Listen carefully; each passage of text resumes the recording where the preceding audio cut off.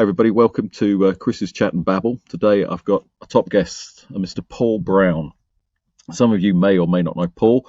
In fact, Paul's one of the people I've known for the longest. First spoke to Paul in 2005, I believe it was, when he was a contractor working for us at SPL. And I think Paul's been on about his 6th, 7th, 8th, 9th contract working for me recently. So yeah, it's a big welcome to Paul. So Mr. Brown, I mean, I suppose big news is that you've almost reached retirement. Although, you know, from what you're talking about, you might want to get back to work because it sounds like your wife's got plenty of tasks for you. But how are things with you? It's a bit like that, trying to wind down, but still plenty of things to be done. Good. So keeping yourself busy. So yeah, we might touch upon some of that stuff a bit later on. So Paul, a couple of questions I've got for you. What got you into the world of utilities and CC&B, and what kept you in that for that period of time? Certainly, you know, the last 20 years. Well, originally I was working for the Australian Bureau of Statistics, and they used Adabas Natural, which was part of the software stack that the forerunners for CC&B and Adaptics use, which was CIS Plus. And interesting enough, the Adabas Natural was actually sold to the Australian Bureau of Statistics actually by SPL as the Australian distributor of the software AG products. And then I first worked for SPL in Melbourne on the CIS Plus system before it became Adaptics and then CC&B. Yeah, that's kind of incredible, isn't it? I've forgotten all about the Adabas Natural side. You know, I was thinking Cobol's when it's all started, but of course, yeah, it's Adabas Natural, Cobol, and then all the way through. So, have you got all the way through to Groovy as well? You know, we had you know, Cobol, Java, Groovy. Yeah, no, it had come in the versions of CC&B or the utility framework basically on the most recent projects. So, do you think there's a version of CC&B you haven't worked on then? Probably if Oracle have released anything more recently, but I think the very first version I had was of the GUI face was Adaptics 1.3.5. I think was the first version I worked on. Wow. Yeah, there we are. I'll write that down. So there we are. I didn't know version 1.3.5 was the first one. So that came after CIS Plus, did it? Yeah, I'm not too sure whether it was the actual first one, but it was the first one I worked on. So how have you seen that the industry's changed over all that time, Paul? Because I mean, you know, it's quite a long time to be involved in it. What are the big changes you've seen? Yeah, I think is that obviously with the product itself, from you know, it's a product that's actually built obviously for, you know, for the desktop, but it's also built for web and integration as well, which was actually quite good. But I think some of the biggest challenges have been the fact that you had, you know, at one stage, you know, a single product like CC&B, and then you had the metadata management, and then it was one product, then two products, then one product, and the stack has actually become much more complicated, you know, and that's probably one of the biggest challenges at the moment, because you've got, you know, all the customer service type applications and all the integration work that goes with it. So I think it's the complication of the projects themselves with all the different products that are being integrated to give a solution to the customer. But surely that's where someone like Oracle comes into their own, isn't it? Because they're able to give all those different complexities in there. So would you say that people's job now is to understand those complexities?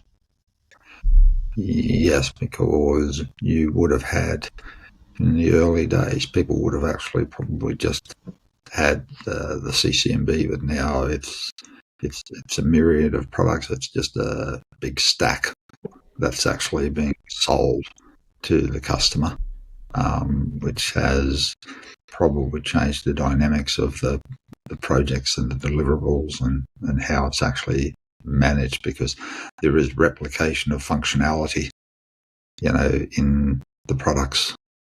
And, it's trying to work out, okay, if we're going to get the best solution, what functionality in those products do we actually use, and then how we do the integrations between those products. And I think that's the challenge. And the first thing they have to decide is which of the products is the master for what data.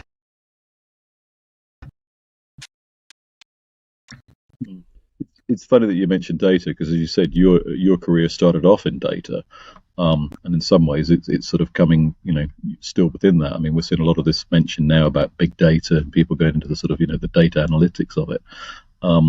So yeah, it's kind of interesting that it's all revolving around that. What would you say has changed the most in your career then? I think it's you said because a lot of the complexity work I did is part of it. Yeah, I think it's changed not only with the software, but the implementation of the product itself, in terms of the back end and the databases and integration. Those sorts of things have actually changed. The way that when originally we had to install CC&B, is if the customer wanted several instances of it, they had to be you had to install the several instances of it. And then, as technology improved, then we could actually have, managed servers, essentially really only one or two installations, and had multiple managed servers across the domain, and then build in redundancy. So the product became more sophisticated in its implementation as well. And then also the way that the redundancy was built into the databases as well. So it's not only the business and the functional aspects of the product, but it's the technical implementation of the product as well. And then the way that the product's now able to integrate with APIs to other functions. And you'll see quite a lot of implementations of various products now using microservices and APIs and things like that to give a solution to the customer. So do you see the cloud as being the best direction that this is going in? Because I guess a lot of that now doesn't need to be managed. What do you see the pluses and minuses on that side? Well, I think it's that from a customer's point of view, and I guess you see, customers basically flipping and flopping from one to another to basically say, do we have our own IT section, or do we actually have it managed? Are we in the IT business, or are we just in the utility business, and basically farm the hosting and the management of the software onto the cloud? And probably I would suggest is that for many of the customers, having that cloud implementation and having it as a managed service is probably something that they would look at. There is other side effects of that, of course, is that many of the customers would have already had implementations in their own hardware and those sorts of things. But obviously, in this case, they don't have to buy it. They're just essentially renting the space off the cloud provider. But again, is that then does mean that there are increased costs and technical aspects of network security and things like that, to be able to make sure they have a high speed, secure connection to the cloud. So if you think back to when you were doing things in Australia and then coming across into Europe, were there any major differences you saw in utilities and the way they operated coming from the southern hemisphere to the northern hemisphere? No, they're essentially set up very similar in terms of you would have someone operating as a hub for all the utility companies in terms of the the messages that actually go between the utility companies to make sure the market operated in a certain way. So that way it was fairly similar. It's just really depending on which country you go to and how mature they are in that open market and competitive market, as opposed to some places which I think we might have went to, maybe Cyprus or something, where I think there wasn't that competition. So I think is that where you've gone from state-run utility companies to a competitive market, that's been the change.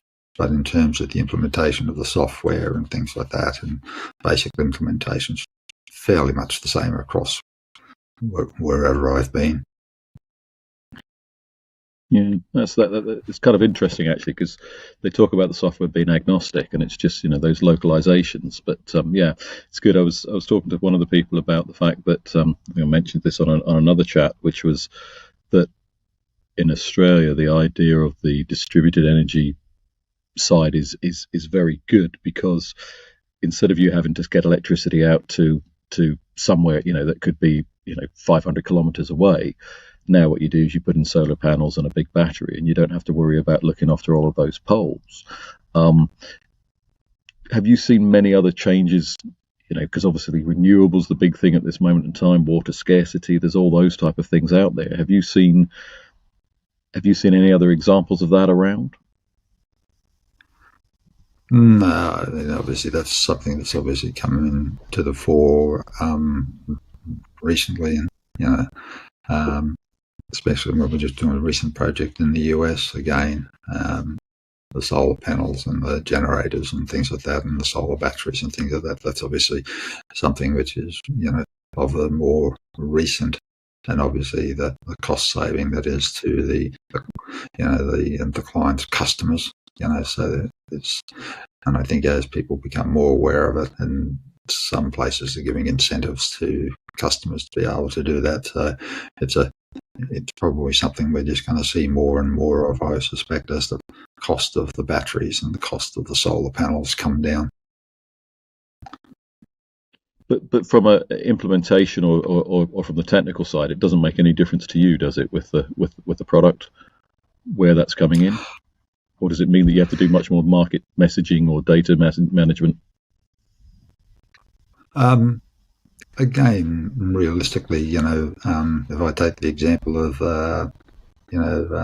my own house, I've got 1 meter, which basically takes care of both readings. That is the reading which I'm taking electricity, and then also what I'm actually putting back into the grid. And, so it's all being done on the same meter. It's just a different, as you say, just different readings and that type of thing. So it's really just another reading that, at the highest level, it's just another reading. But obviously there is, from the utility company and the implementation of CC&B and, other surrounding utility products, it's another, thing to be configured in terms of, things that have to be done in the field, and the process. But again, is that you go to utility companies and they may have existing products that they use to manage those generation products. It's another thing to integrate with. Mm-hmm. It's interesting, isn't it? Because this is something that I think the software, in some ways, CC&B is so far ahead of itself, because it's so configurable. So you can have these, what used to be 10 suppliers of electricity, you've now got potentially millions of suppliers of electricity. So it's able to just adapt and bring that in quite easily. you see that being a differentiator, a major differentiator, or do you think all the other products out there, other products that you've seen, are they able to do something similar to that, or is this CC&B's competitive advantage? I think it's a good and a bad point, because I think is that when you sell the product and you're going to potential clients and you're saying that it's configurable and you can get it to do what you want, that's almost a license for those customers, the clients, to basically say, oh, we will take advantage of that. So while it may be a good selling point, I think sometimes maybe it's actually not such a great implementation point, because one of the biggest challenges, I think, in all the projects is whenever you start to do the implementation, is you always get the clients basically saying, well, this is the way we do it, this is and it's almost like they want to have their old product with a different skin and pay millions of dollars or pounds basically for the privilege of having that new skin, instead of basically saying, hang on, we've actually got a new product. We need to work with the product, because the knock-on effect of the clients basically trying to do all the customizations is all the cost of maintenance. When you go and buy a new car, you don't say, well, I want my old car, but I just want a different paint job. You basically you take advantage of the new car you've purchased. So, and I think that mindset permeates basically through all implementations that we've ever done. Yeah, that's a good analogy to look at there. So, have you had a favourite implementation that you've worked on? I think there's been some that are good, and I think it's more the people that you actually work with. And I think realistically, I've done the Australian ones I did was basically the first one, so it was just trying to get used to the product, and then obviously as you get more experience, you have more. But I would say, and probably this is because I think that they're probably closer to the sort of the Australian culture in many respects, is that the two projects I've actually done in Ireland probably have been the best, and probably in particular probably the Irish water implementation was probably about the most enjoyable. You were mentioning the fact that it's, as you said, it's about the team of people, and I think that's part of it, isn't it? If you can have the A team there, then everything suddenly makes a big difference, doesn't it? Because you've got people that you can rely on. Yep. That makes well, I think that makes the biggest difference. So yeah, and that's certainly, I was saying something there about the fact that you still need to put the good people on the good projects, and you need to put good people on bad projects, and you've got good projects in good locations and bad projects in bad locations. Yep. Interestingly, you obviously, the last contract you were working for me on was during COVID. Yep. It was a US-based project, and you were working from home. Do you see that being the way forward? Do you see now, rather than having to go to site, do you see being remote? Do you see that working more successfully in the future? Do you think we've learned from COVID? Not sure. I mean, personally, I prefer to be in the office with people. I think one of the work habits that I think that changed a lot when we were COVID and working from home is when you're working on site. A lot of times when you're trying to hold meetings, is that you would book a room and then a CEO or something would come along and basically take the room from under you, even if you struggle to actually get a room. But now people are just so used to scheduling a 10 or a 15-minute meeting and basically just jumping on, MS Teams or Zoom or whatever. And I think that work habit has probably changed whether you're actually going to work from home or in the office, because people have got used to the fact that it's so much easier because you don't really need, an office. You just need a quiet space. And I think when we were working on a project there in London, there is that they had like these small booths that you could just go into, and then so you wouldn't be disturbing anyone else. But it was much easier to just do that and have a meeting on Teams and whatever, rather than trying to book big meeting rooms, because they became a sort of like a nightmare to try and book, especially when you're in parts of the project where there was a lot of pressure and everybody was doing reviews and workshops and things like that. It's you obviously need meeting rooms for that because you need the boards and things like that, but a lot of times you don't need that sort of stuff, but you can use the software, and I think that's a bit of a change. But some people like working from home, and I can understand why that is. It's a lot of flexibility for a lot of people. It means less travel and things like that. But I think is that the interaction between people is very useful, and especially if you've got new people. So how do you learn off people if you're actually just meeting on Teams? You don't have that social interaction. You don't have full contact with people, so you can upskill. Yeah, and that's a real concern, especially I've got kids who are now just starting work. I've got some who've been working for a while and some still in uni, and it's that how do you gain those skills? How do you learn that ability to work, get up early, how you're meant to dress, how you're meant to speak, what you do. I also hark back to when we'd be on projects and actually going out for a beer after work became one of the most important things to do, because then you would sit down and you'd have different people there, because you wouldn't have the same people from your team necessarily, and so you'd sit there and you go, oh yeah, I got stuck on that problem, and then someone else would go, well, when I was on this project we did this, and it might not be someone you'd go to, but because you're down the pub you kind of get that a different view of things. So I don't think there's any software yet that can replicate that. And I know we all tried during COVID to sort of have these, group get-togethers, and it's never quite the same as actually being face-to-face with someone, is it?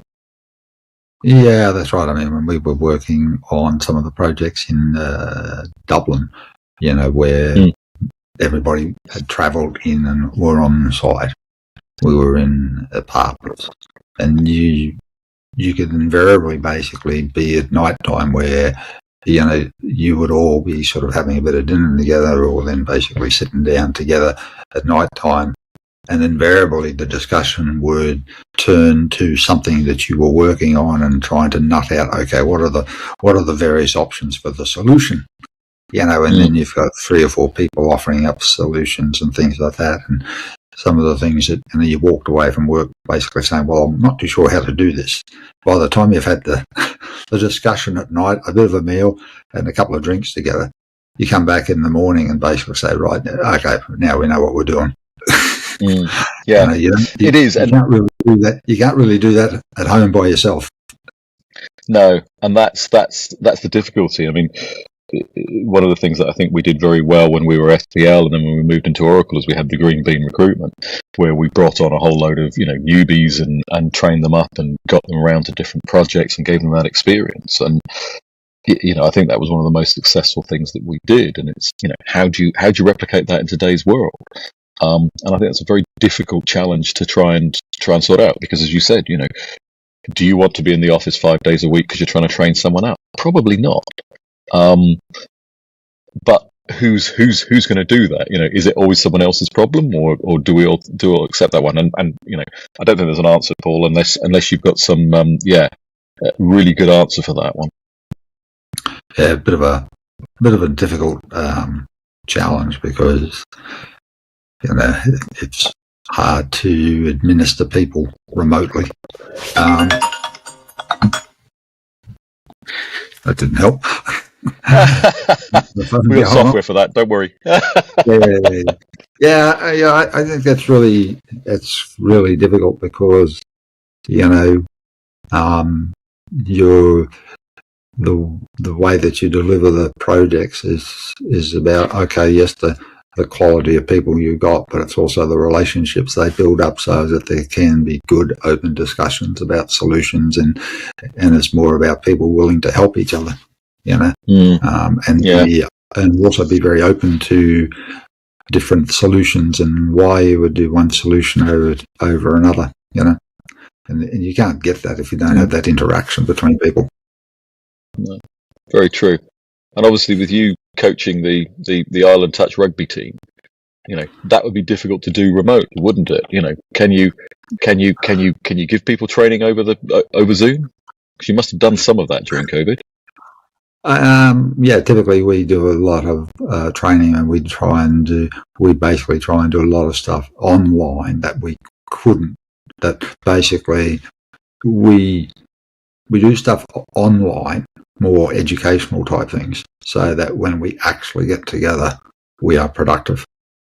So we would do things on recovery, nutrition, reviews, and things like that, so that when we actually did our training camps, we would basically be full on for the 5 hours that we're actually at a training camp.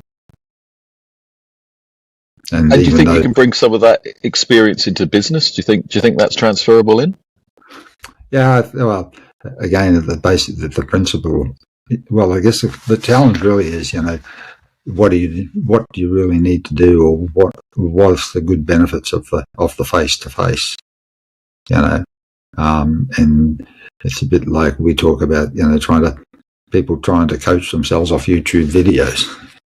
Well, that's all very well, except the fact that, you know, if you don't know what you're looking at, it's useless. You know, you have to, you know, I think that's a bit of the challenge. And, you know, if you're looking at videos on how to do, you know, the basics of, say, some of the CC&B training courses and things like that, they give you the basics, they give you the foundation, but they don't actually say, you know, all the real world scenarios that basically come with experience that you're only really going to pick up from people who are experienced. You know, it's a bit like us in coaching. You're always looking for a mentor, you know, and that's what you really need. You've got to have someone with more experience to lead and help deliver better solutions. Yeah. Yeah, interesting on the mentor side, I have to say. Because, yeah, I mean, I think I've never worked remotely in the same sense. You know, there was a long period of time when I was at Oracle where I worked from home, but I was always at home because I wasn't with a project or I wasn't needed on site or anything like that. But if you transfer those skills forward, and there was never a case of, okay, I'm now working remotely, so how do you deal with it? But I do think there's a change, and as you said, it's us learning new skills, isn't it? Because we've been so used to being in an office. So how do we make that so that when we are in the office, we put it all together in the right way, and when we're not in the office, we keep that side going. It's certainly something I struggle with. So yeah. I think you can do more away from the office and offline once you've actually built those relationships up. But you know, it's certainly a better way to do it. I think in the last project I did with, you know, in Ireland, I was fortunate because most of the people that I was dealing with, I dealt with before, or at least some of them, you know.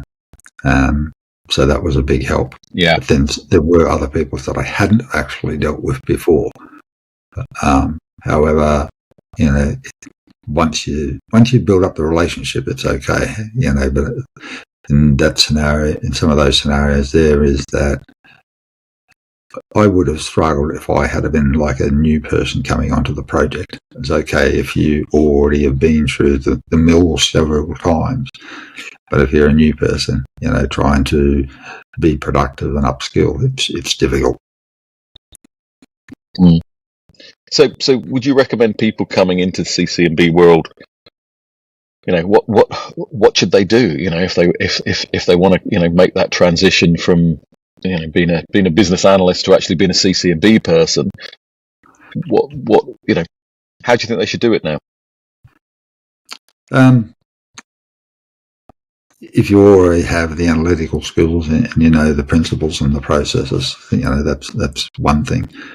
The other thing is, again, even if you're going to do sort of the product courses, you still need somebody that you can go to ask real questions. And I think most of the projects that they have, there'll be a lead. You'll divide the work into various streams, and there'll be a lead. But that person often is quite busy. But people will put you in workshops and things like that, where you'll sort of basically leverage knowledge and pick up knowledge basically from the workshops and things like that. So again, it's just having access to people with more experience and just soaking it up. And I think no matter who you've got working for you, the key thing is the fact is that it's getting people with the right attitude more so than anything else. Yeah, I guess you see that in sports as well, don't you? People with the right attitude can always go further than people with some of the physical attributes. So what would you say to a young Paul Brown? What do you wish you'd known 20 years before you learnt it? Well, that's the question, isn't it? You don't know the questions to ask because you just simply don't know. And I suppose that's the product. That's the challenge. I mean, the utilities market, is a specialist area, but it's certainly an interesting one and can take people to various locations.